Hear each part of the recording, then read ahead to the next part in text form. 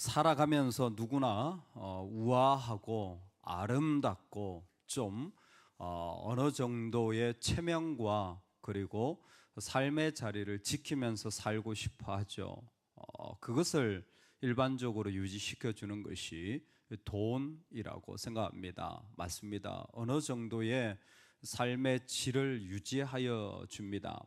그러나 때로는 돈과 상관없이 우리의 마음이나 때로는 자리가 전혀 생각하지 않은 비참한 지경에 처할 때가 많습니다. 특별히 힘 있는 자리나 힘 있는 권세, 그리고 내가 바꿀 수 없는 어떤 조직이나 사회, 그런 시스템에 있을 때에 정말 난감하기 그지없는 일들이 일어날 때가 있습니다. 미국이 참 좋기는 한데 가끔 정말 그곳에 있으면서 도무지 여기와는 속하지 않았구나라는 엄청난 이 사회적 벽, 그리고 소통이 되어지지 않는 어려움, 그런 시스템 속에 처할 때가 가끔씩 있습니다. 한국에서 살 때는 전혀 몰랐던 것이죠. 외국인이니까 그런 겁니다. 근데 조직뿐만이 아니라 어떤 사람들 앞에서, 어떤 상황들 앞에서 내가 왜 이런 대접 받아야 되지? 내가 왜 이런 자리에 있어야 되지?라는 심한 자존심이 상하거나 마음이 힘든 자리가 있을 수 있습니다. 여러분, 그 최고봉, 정말 자존심 상하고 정말 마음에 힘든 최고의 자리가 어디냐면 십자가입니다. 이 십자가가 인간이 경험할 수 있는 가장 수치스럽고 가장 무기력하게 만드는 자리잖아요. 사람을 벌거벗겨 놓고 죽을 때까지 메어 달아놓고 사람들의 먹이가 되게 하는. 그래서 다른 사람을 죽이는 방법은 지금도 여러 가지 사용되지만 십자가는 사라진 거예요. 왜? 너무 잔인하니까. 십자가 처형은 더 이상 인류가 하지 않습니다. 그만큼 사람을 무자비하게 그렇게 죽이는 방법이기 때문에 그렇습니다. 그런데 놀랍게 예수님은 그 자리에서 자유하시는 거예요. 그 비참한 지경인데, 그 처참한 지경인데, 그렇게 수치스럽고 자존심이 상하는데 예수님은 자유하시는 거예요. 어떻게 자유하실 수 있지? 십자가를 안 지면 되죠? 아니요.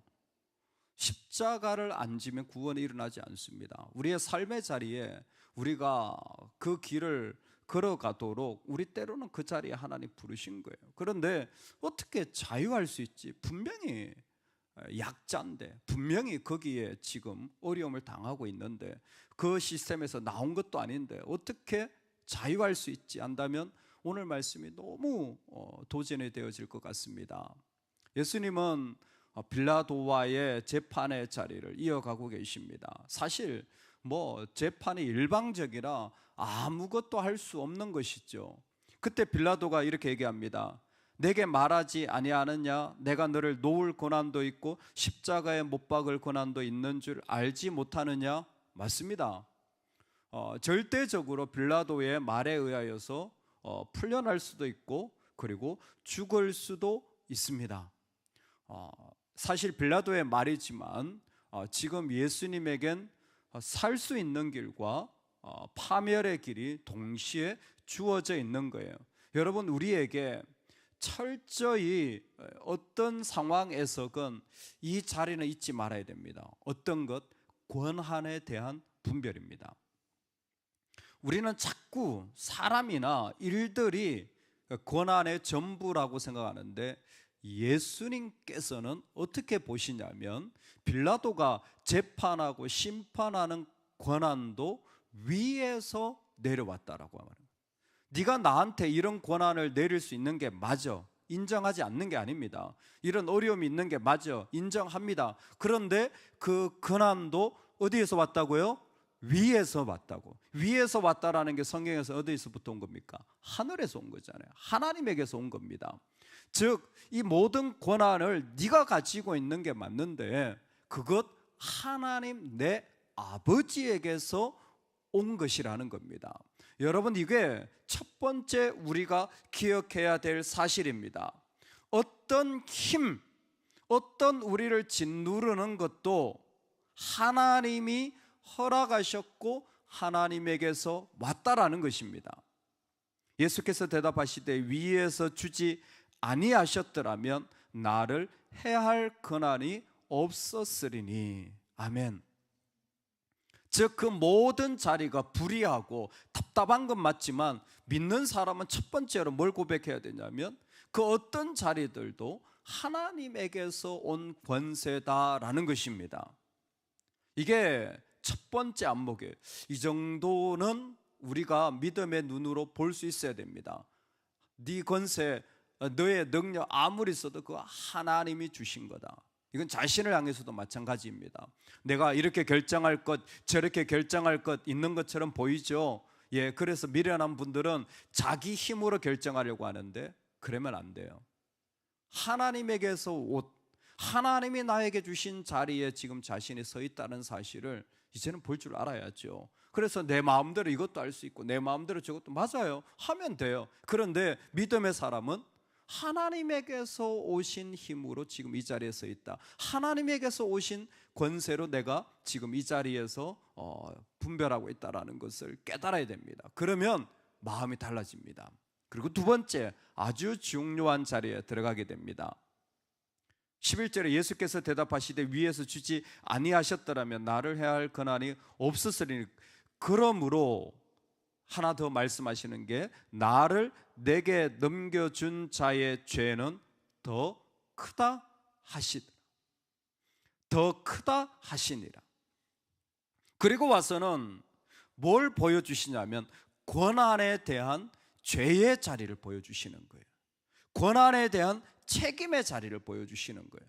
하나님이 권한을 주셨는데 하나님이 그 권한을 주신 것에 대하여 어떤 책임감을 가지고 살아가느냐라는 것이죠. 그런데 빌라도에게 나를 너에게 넘겨준 자들, 예수님을 넘겨준 자들이 누굽니까? 유대인이라고 말하지 않습니다. 누굴까요?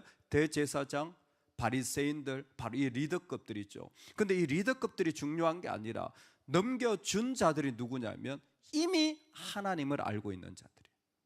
이미 하나님에 대하여 들은 자들입니다. 이미 하나님에 대하여 먼저 받은 자들이에요. 그 자들이 예수님을 지금 빌라도에게 넘겨주고 있는데, 첫 번째, 빌라도, 네가 뭐 지금 나를 재판한다 안 한다 말할지 모르겠지만 나를 채찍에 맞게 하고 나로 조롱당하게 하는 너의 허락이, 너의 허용이 죄가 있다라는 거예요. 더 크다라는 의미에는 빌라도가 죄가 없다라는 게 아니라 바로 나를 넘겨준 그 모습, 그게 너는 지금 너의 권한으로 하나님에게 죄를 짓고 있다라는 거예요. 이게 첫 번째 빌라도에 대한 도전이에요. 두 번째는 그런데 너보다 더 큰 죄가 있다. 죄는 경중이 있습니다. 죄는 경중이 있어요. 죄는 경중이 있어요. 약한 죄가 있고 심한 죄가 있어요. 약한 죄는 뭐냐? 모르고 지은 죄예요. 근데 심한 죄는 뭐냐? 듣고 알고도 행하지 않는 죄입니다. 지금 그 더 심한, 더 큰 죄를 말하는 거예요. 바로 하나님에 대하여 받은 유대 지도자들입니다. 왜 이들이 더 큽니까? 빌라도보다 하나님을 더 잘 알고 있는데도 불구하고 하나님이 주신 권한을 악하게 사용하기 때문입니다. 하나님에 대하여 분명히 받았어요. 하나님으로부터, 위로부터 달란트도 권한도 하나님이 말씀도 주셨어요. 그런데 그것을 악한 목적으로 사용하신 거예요. 마태복음 27장에 보면 사람들은 하나님이 주신 것을 잘 못 사용하는데 높은 자리에 서는데 또 그 가운데 권세가 있는데 그것을 하나님 앞에서 선하게 사용하지 못하는 모습을 그대로 말해주고 있습니다. 그게 뭡니까? 시기라는 거예요. 자꾸 사람들과 비교하고 자꾸 저 모습과 비교하여서 하나님이 나에게 주신 것인데 왜 나는 이것밖에 안 돼? 왜 나는 이런 대접 받아야 돼? 이게 시기예요. 하나님이 주셨는데 하나님에게 책임을 쓰지 않아요. 여러분, 여기에 아주 중요한 오늘의 핵심이 있습니다. 오늘 이것만 기억하세요. 하나님이 주신 어떤 것도 여러분 함부로 사용하실 수 있기를 주의 이름으로 축원합니다. 하나님이 주신 어떤 것도 천하게 사용할 수 있기를 주의 이름으로 축원합니다. 하나님이 주신 어떤 것도 마구 사용할 수 있기를 주의 이름으로 축원합니다. 우리는 하나님이 주셨는데 그것 내 것이라고 생각해서 내 마음대로 내 뜻에 맞아야 사용하는 거예요. 하나님은 그렇게 되기를 원하지 않습니다. 하나님이 주셨으면 하나님 마음대로, 하나님 마구, 하나님 천한 대로 쓰셔도, 하나님이 그냥 막 사용하셔도 괜찮아야 돼요. 아니, 함부로 하나님이 사용하셔도 괜찮아야 합니다. 근데 우리 눈에는 막 사용되어지는 거예요. 이건 너무 힘든 겁니다. 이게 시기예요. 내가 왜 이런 대접, 이 나이에 내가 왜 세상에서 한 번도 이런 말 듣지 않았는데 이런 말 들으며 살아야 돼? 이게 시기예요. 하나님이 주신 권한을 자기 것으로 오용하면요, 자기의 유익을 따라 자기가 기준이 되어서 삶의 생각이 달라지기 시작하는 거예요. 완전히 더 큰 죄입니다. 완전히 더 큰 죄예요. 우리나라에 제중원이 생겨진 이유는 고종 황제를 치료하기 위해서입니다. 그게 가능했던 이유는 에비선 선교사님이 무어 선교사님과 함께 한국에 들어와서 의료를 펼치며 고종의 주치의가 되었습니다. 에비선은 닥터였기 때문에. 그래서 고종이 다른 거 하지 말고 내 주치의가 돼서 내 건강을 놓고 황실 사람인 거예요. 황실 사람인 거예요. 여러분, 그런데 에비선이 뭘 합니까? 황실 주치의고 황실에서 놀던 사람이에요. 만나는 사람이 왕자, 적어도 좌의정 우의정 아니면 얘기를 안 하는 그 정도 급입니다. 뭐 반찬을 먹어도, 그쵸? 얼마나 큰 몇 반찬이 나오는 그런 찬의 자리를 만나지 않았겠습니까? 가는 집들은 전부 다 대궐집 아니겠어요? 당시에 만나는 그 모든 일들이 그와 같은 부류 아니겠습니까? 에비선이 그와 같은 의술을 가지고 있는 자였습니다. 그러니까 고종이 그렇게 했죠. 뿐만 아닙니다. 에비선 뒤에는 미국이라는 또 강대한 국가의 이 협약도 있었을 거예요. 아마 정치적으로는 당시 선교사님들이 다 그렇게 이용되었거든요. 그 나라의 통상 우호조약의 다 통로로. 그러니까 선교하는 게 참 힘들었을 거예요. 정치적 압력이 본국에서 오니까. 어쨌든 상당한 그러한 자리에 있었지만 에비선이 뭐합니까? 황실에 있지 않아요. 길거리 나가서 누구를 치료하냐면 백정을 치료하잖아요. 깜짝 놀랐습니다. 치료를 받는 백정도 놀라고 자신도 놀라는 거예요. 박성춘, 최초의 회심, 그분이 교회를 세우는 첫 번째 반석이 되어지지 않습니까? 사람이 아프다는데 달려가서 고쳐주는 거예요. 누군가 봤더니 왕의 주치인 거예요. 이거 상상을 할 수 없는 일이죠. 여러분, 그게 우리입니다. 하나님이 땅바닥에 내다 꽂아도 우리는 그곳에 꽂혀질 수 있는 사람이에요. 하나님이 나를 박살내셔도 우리는 박살내지는 사람입니다. 왜? 다 하나님이 주신 것이지 이게 내게 아니거든요. 근데 그거를 내가 결정하는 거예요.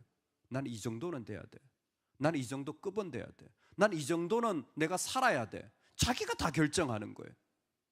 얼마나 오만하고 교만합니까? 더 큰 죄예요. 하나님이 그 죄는 더 심하게 물으십니다. 빌라도 죄 없는 거 아니에요. 그런데 하나님으로부터 받고 하나님한테 그 놀라운 것을 누렸음에도 불구하고 자기가 알아서 선택해요. 하나님이 함부로 하지 못해요. 그것이야말로 더 큰 죄입니다. 이게 바로 넘겨준 자들의 죄예요. 예수님이 왜 이 말씀을 하십니까? 오늘 우리에게 복음이 임할 때에 어떤 사람들은 말을 듣고 지키는 자가 있는 반면에 말을 받지 않는 자들이 있다라는 거예요. 이건 이미 요한복음 12장 앞에서 나왔던 말씀입니다. 즉 주님을 듣고 받지 않는다는 건 주님을 멸시한다라는 거예요. 그 가운데 구원의 줄, 생명의 줄, 주님이 따라오라는 부르심의 줄을 주는데도 불구하고 그 줄을 붙잡지 않고 줄을 끊어버리고 오히려 돌아서 버리는 자들이 있다라는 겁니다. 그래서 오늘 이 말씀에 놀라운 건 빌라도가 내가 너를 죽일 수도 있고 살릴 수도 있다고 말할 때에 예수님의 중심 안에는 첫 번째, 너 고난도 하늘에서 왔다. 두 번째, 사람을 죽이고 살리는 것은 재판관에게 있지 않고 계명에 있다. 계명을 듣고 지키는 자가 살고 계명을 듣고 지키지 않는 자가 죽는 거야. 신명기 말씀이고 오늘 예수님의 말. 주의 말씀이 살고 죽게 하는 거예요. 중요합니다. 우리는 이 말씀을 아주 그냥 간단하게 듣는데 말씀은 나를 살게 하고 죽게 하는 길에 있다라는 거예요. 이게 실제입니다. 그래서 기어코 말씀을 들어야 살고, 그리고 기어코 내가 다른 건 못해도 그 자리에서 그걸 이룰 때에 그 생명이 일어나는 거예요. 그래서 예수님 말씀하셨잖아요. 몰라요. 누가 천하게 쓰임 받을 수 있는 사람인지 몰라요. 그 사람이 하나님이 주신 고난을 자기 꿀로 누가 유용했는지, 은근슬쩍 자기 주머니에 넣어놓고 나 이 정도 되는 사람이야 라고 말하는지 몰라요. 근데 어떻게 아는 줄 아세요? 씨앗을 뽑아. 씨앗을 뿌려보면 알아요. 씨앗을 뿌려보면, 말씀의 씨앗을 뿌려보면 딱 드러나요. 길가 돌짝밭 같은 사람은요 하나도 뿌리가 내리질 않아요. 즉 내 거 외에 전혀 내가 알아서 결정하지 주님이 와서 결정 하나도 못해요. 옥토밭은 어떤 것이라도 주님이 다 결정하시는 거예요. 내가 아무리 백정에게 나간다 할지라도 내 품위 손상 이런 개념 자체가 없어요. 내가 이렇게 무시받고, 아니요, 그런 개념 자체가 없어요. 얼마든지 주님 나를 사용하시든 안 하시든 전적으로 그분에게 달려져 있는 겁니다. 말씀의 결론입니다. 여러분, 오늘 우리가 살아가는 삶의 자리는 양도받은 고난입니다. 절대로 권력화시키지 마시기 바랍니다. 저 사람도 내 자녀도 하나님이 주신 권세예요. 그리고 나에게 있는 어떤 것도 하나님이 주신 겁니다. 그거 하나님 나한테 맡겨주신 거예요. 하나님이 맡겨주셨는데 자꾸 내 것이라고 생각한다면 그때부터 마음이 어려워지고 갈등이 되고 묶여버리는 거예요. 그러니까 자유하지 못하고 비굴해지든지 아니면 떠나버리든지 아니면 싸우든지 이런 것밖에 나오지가 않는 거예요. 근데 빌라도의 고난도 하나님이 주신 건데, 네가 뭐 날 죽인다고 해봤자, 네가 뭐 날 힘들게 한다고 해봤자, 그것도 하나님이 주신 거야. 끝났잖아요. 그러면. 근데 나도 마찬가지입니다. 하나님이 나에게 주신 겁니다. 그 자리를 주셨을 때 우리에게 제일 중요한 것은 무엇이냐? 함부로 쓰임 받는 겁니다. 막 쓰임 받는 거예요. 하나님 막 쓰세요. 할렐루야. 하나님 막 쓰세요. 하나님 천하게 좀 쓰세요. 이렇게 막 하지 말고 하나님 원하신다면 막 써도 괜찮은 그 기쁨을 내 영혼이 누리게 해주세요. 기쁨을 누리게 해주세요. 우리는 늘 자꾸 자신이 이렇게 그 자리에서 요만큼 자기가 다 결정하는 것 같아요. 아니, 하나님이 준비해 놓으시고 아름다운 것들 가운데 예배해 놓으셨는데, 할렐루야, 그게 진짜 아름다운 건데 함부로 쓰임 받는 게 두 번째는 여러분 이 땅에 있으면서 더 큰 다스림이 있다라는 것을 잊지 마시기 바랍니다. 고난을 하나님 주셨을 뿐만이 아니라 피를 흘리고 살이 찢기고 채찍질을 당하시는 예수님께서 말씀하시는데 하나님이 허락하신 일입니다. 뭐를? 빌라도가 그렇게 명령하는 것도 하나님이 허락하셨습니다. 하나님의 다스림이 빌라도보다 훨씬 더 크게 작동하고 있다는 것을 예수님은 자신이 찢기지만 받아들이신 겁니다. 하나님이 그 가운데 분명히 통치하신다는 사실을 그 가운데 아멘 하신 겁니다. 그러니까 빌라도가 위협해도 예수님은 그것 때문에 움직일 수 있는 분이 아니셨습니다. 어떤 자리에서도 더 큰 다스림을 온전하게 고백할 수 있다면 우리의 영혼은 하나님의 뜻을 받아들이며 살아갈 수 있는 삶의 자리에 서게 되는 줄로 믿습니다. 정말 예수님의 보석 같은 차례를 말씀해 주신 것 같습니다. 이 땅에 있으면서 우리도 위축되고 우리도 작아지고 우리도 어떻게 할 수 없는 자리들에 있지만 아니요, 하나님이 주셔야 가능한 거예요. 그런데 그 속에 하나님을 아는 자들은 더 적극적으로 하나님 마음껏 함부로 천하게 쓰세요. 할 때에 우리 영혼은 더 자유하게 되는 줄로 믿습니다. 그 다스림이 일어나기를 주의 이름으로 축원합니다. 아멘. 우리 같이 한번 기도하겠습니다. 이 아침에